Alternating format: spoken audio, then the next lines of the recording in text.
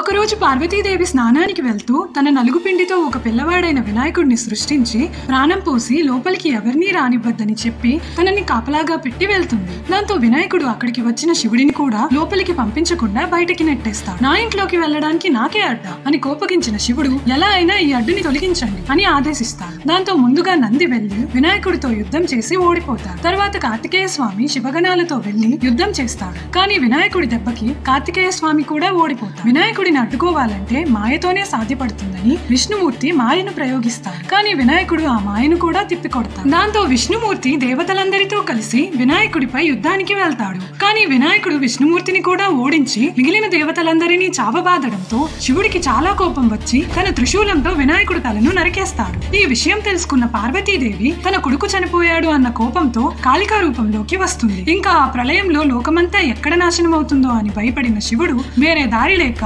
వినాయకుడికి ఒక ఏనుగు తలను పెట్టి ప్రాణం పోస్తాడు. శివగణాల్ని ఒంటి చేతితో ఓడించినందుకు అన్ని గణాలకి అధిపతిని చేసి గణపతి అని పేరు పెడతారు. అందరూ సబ్స్క్రైబ్ చేసుకుని చెప్పండి. ఓం గం గణపతయే నమః.